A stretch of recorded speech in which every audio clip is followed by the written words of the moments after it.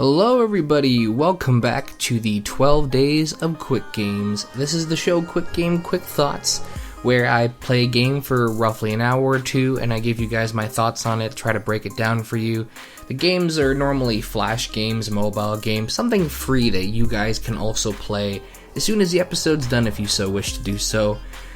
This is day 3 of the 12 Days of Quick Games because we're doing 12 in a row because I don't know why and I felt like it. So if you're watching every episode in a row, you must be getting tired of the intro by now, but you're gonna have to get used to it because that intro's in every episode.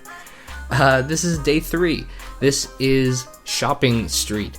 Now, Shopping Street is a very interesting game because I don't know why, but I find myself at least once a year just playing it the whole way through. And I don't know, it's a game I played as a kid. I've said that a lot of times before too. But for whatever reason, this game in particular, I find myself playing a lot of. It's like oddly relaxing in a way. There's something about the idea of just setting up shops, letting customers go through, trying to get as much money as you can. It's like the bare bones version of like a money mall simulator. Like they have all those simulation games where you have to like set the prices and do all this and try to get as much money as you can. It is like the bare, stripped down version of that. And I enjoy it a lot and I'm not really sure why. And it's almost like it's almost like a tower defense game. People might think I'm crazy for saying that, but you're basically, you've got customers coming in from the left and they're going to be stopping at your stores on the way, and they go to the right and they either leave happy or they leave with money. And it's in a tower defense like way, you're trying to get as much money as you possibly can from them before they make it to the very end.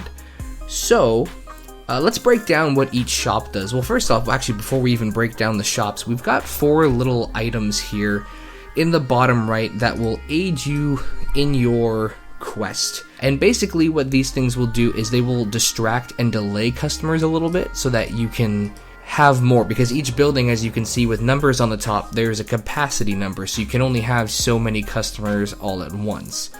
Actually, before I even get into that, I should explain how the game works in the sense that you basically have money, you build buildings, you try to keep customers, you try to get their money, and there's a goal at the end.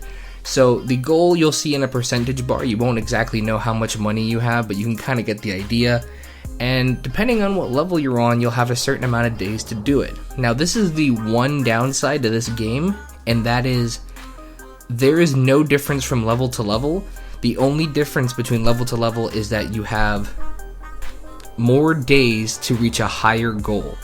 But that's pretty much it. You could literally start every level exactly the same. And at the very end of this episode, because if you are familiar with this series, I love time lapses and I like to do a lot of time lapses, you'll probably see that I start nearly every round exactly the same. And it's just like the strategy that I've come to have built. Your basic goal is just to get enough money before the days run out. You're probably going to hit like that last 10-15% on the last day of.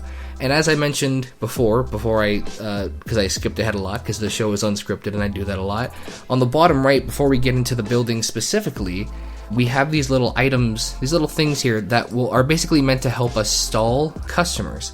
So you have the bench, which is $150, and the bench is basically just a place for someone to sit down. So these are mainly here if the buildings are full, but if there are no buildings nearby, then sometimes the customers will just sit there anyways, and it kind of just helps traffic control a little bit. Beneath that, you have music ads, which are $150. Now, these are more expensive, so I'm not really 100% sure what the difference is. The little bit for music ads says that it attracts customers. I don't necessarily know in what sense how that works, if it brings more customers in or anything like that. I'm not 100% sure how it works, what the difference between benches and music ads are. I think for benches, like, people can sit down and as soon as a spot is open, they tend to go right back up, whereas music ads, they are at that station for a set of time. I might be incorrect, but that would be my guess because that's just like observations of what I noticed. But I don't use either of them because I use the newsstand. The newsstand is $1,000, so it is the most expensive on this list, but customers will not only wait and read a newspaper, but they'll spend money. So you can actually get money from it. So it is a little bit more of an investment you have to be willing to spend money to get money. But I've always used the newsstands because it just makes sense to me to like if you're gonna stall people, get their money while you're stalling people, you know? It just makes sense. The last item you see there is the bus stop, and the bus stop costs $5,000, and it basically brings an extra bus load of people. So as people are coming from the left to right, there will be more people with every passing day. The bus will drop off an extra, I'm not sure how many. One level it dropped off exactly 10. I don't know if that differs, if that also increases throughout the day. But it basically brings you like a second wave of people, which can really help you kind of get that last little bit. So the other thing we want to talk about before we get into the buildings are the people. So every person has a little meter over their head, and that meter, I believe, is how much money they have.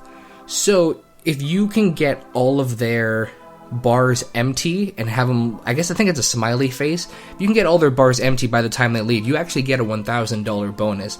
However, as you get further in the game, you'll shortly realize this is impossible to do for every level, and generally that's when you do the bus stop. You don't want to do the bus stop right away because you can get that bonus, but once it becomes to a point where you can't get that bonus, then you might as well do the bus stop and get that few extra anyways. Sometimes the customers will have little like frowny faces if they try to go into a store and the store is full, but I don't think that actually affects anything. And then once again, if there's a newspaper station nearby, they'll generally just gravitate to that. We have 8 buildings in total and 8 slots in total, and each building functions a little differently. Basically, the order in which you see them on the bottom is 100% how you will be unlocking them, just based off of the price. The boutique is the first one. Then you have the pet shop, the toy store, jewelry store, the restaurant, the electronics, which actually says electronics, which I've never noticed until literally just now, so that's incredible that I've played it for this many years and not noticed. And then the furniture store, and then the market, which is kind of like a big shopping market, I suppose. Now, each store has 3 levels to it, and the levels affect not only how many people can be in the store at one time, but also how much money people will spend during their visits there. You can also upgrade while the wave is going on, because you start and stop the day, so there's like waves. However, no one can be in the store while it's happening. So if you're lucky and find a moment, like a split second where it's 0 and you manage to click the upgrade button, you can upgrade during, but for the most part, there are a lot of situations where instead of upgrading, you'll just buy a new building because you don't have time to upgrade in the middle of a day, and you would rather just get all the money you can from building a new building. Now, one thing that the game doesn't tell you, but you can find if you look up shopping street strategies online, one thing that you can't find in the game is how long each building takes, because each building, they actually take a little bit of a different amount of time for each one. For example, the restaurant is actually the slowest building, which I guess makes sense that it would be the slowest building, and it also makes the least amount of money. So really the restaurant is kind of the one that you don't want, but it is a good way to kind of clean up things at the end. Whereas the boutique, the pet shop, the toy store, the electronics store, they're all very quick. So you'll see a lot of times where it's very rarely later game will the boutique, the pet shop, and the toy store be full, because people are just going to be shuffling in and out. Whereas the jewelry store will get you a lot of money, but it's not as fast. The market will get you a lot of money, but it's not as fast. And the furniture store will get you a lot of money, so it's not as fast. So you start to see how you can build these little meta strategies here. So for example, the restaurant gets you the least amount of money near the end game, and it's also the slowest, so you want to put it at the end. Now, some people would say, well, wouldn't you want to put it at the beginning, because then you get, let's say, 10 people in there, and then once they're done, they can buy things from the rest of the store. Yes, that is true, but if you put the restaurant at the very end, by the time those 10 people are done, there will be more people who were shopping who will then finish off in the restaurant. So there is a little bit of strategy involved.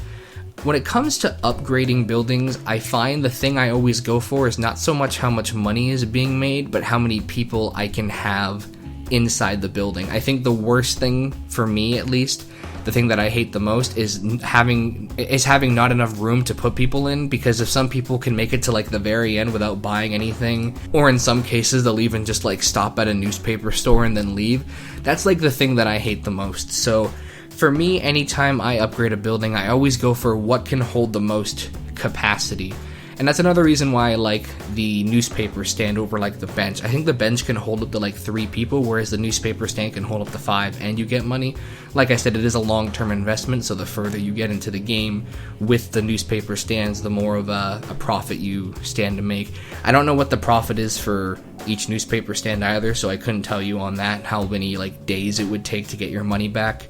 But it's just the better option, I think, in my opinion anyways. But like I said, I think this game really speaks to like the tower defense fan in me, and if you guys are familiar with the channel, most of you, or at least some of you, are probably here from my tower defense video. This game speaks to me on like a tower defense level, because you're basically, instead of having lives though, you have like an end goal of money, and you have all these customers, and your goal is to just try to milk them for all the money that you possibly can before they exit the screen.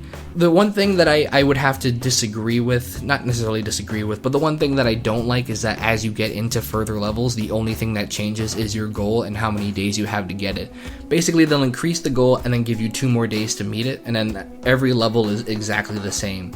It is just 2 more days plus a higher goal, 2 more days plus a higher goal. But at the same time, it does make you really appreciate when you get to use these bigger, fancier buildings. Like when you first get to use the market, you're like, whoa, that's so cool, because it's like the very end. Then when you start upgrading the market, you just feel like, I don't know, like you just feel like the ultimate like shopping street mogul, I suppose. The game itself takes probably 2.5 hours, I would say. I'm actually recording the gameplay right now as I'm recording this, because I realized that the game was not going to be significantly different from the beginning to the end. So I'm an hour and a half in, so I imagine it's probably going to take 30 to 40 to 50 more minutes or so, because like I said, the game is very repetitive and the only difference is that you're adding more days. But for the sake of a super cool time lapse, you know I'm going to play all the way through. Besides that though, if my biggest gripe is that the levels aren't different but the game is still fun, it's honestly not that bad. If you played because the thing is when you play the beginning level, the first thing you want to do is like get all the bigger buildings, so you're enticed to play. And right around the time when you're kind of like, okay, I'm bored, this is the same thing over and over, you've like reached the end of the game. So it's actually a pretty well designed game. It would have been cool if you could do some other little things, but I think it's very basic for what it is, and I think it's very easy to get into and sink a lot of time into. Like I said, this is not the first time that I have beaten this game all the way through. I would probably say I'm in the double digits, because every once in a while I would just like remember this game and be like, oh yeah, Shopping Street, and then just spend 2.5, 3 hours like listening to podcasts or listening to music like I'm doing right now, and just playing the whole thing through. So if you guys have ever played Shopping Street, let me know. And as this little preview for what's going on tomorrow, there's actually, I don't know if it's a straight sequel or like a spiritual successor, but there is a game called Shopping City, which is essentially based off of the exact same thing, and we're going to be covering it tomorrow. I'm actually less familiar with Shopping City, but I know that it's not like exactly the same thing, but it's very, very similar. It's the same concept, so I am looking forward to trying that and seeing how well they sequelized it, if there is like a major difference or not, because like I said, this is a very linear, straight game. It's also one of those games where you could look up a strategy guide. I've mentioned this before on the channel, but there are some games where you just have to instinctively feel what to do. You don't really have like a guideline, you just kind of have to react to things as they go.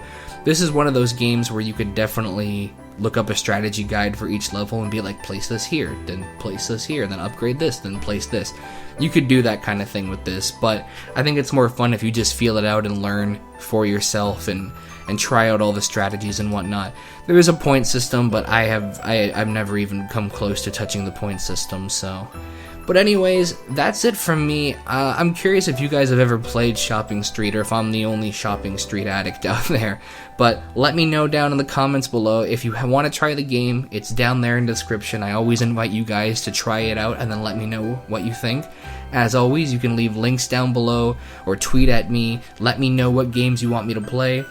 It won't be covered in this 12 days little stretch here, because I already have all the episodes like made before the first one's being uploaded. But let me know what you guys think. Thank you for checking out this series. Let me know how you're enjoying the 12 days of Quick Games, because if you like this, we'll do like another stretch at some other point in the year perhaps, where we kind of build them up and release them all at once. Let me know what you think. I will see you tomorrow for Shopping City, and have a good one, guys.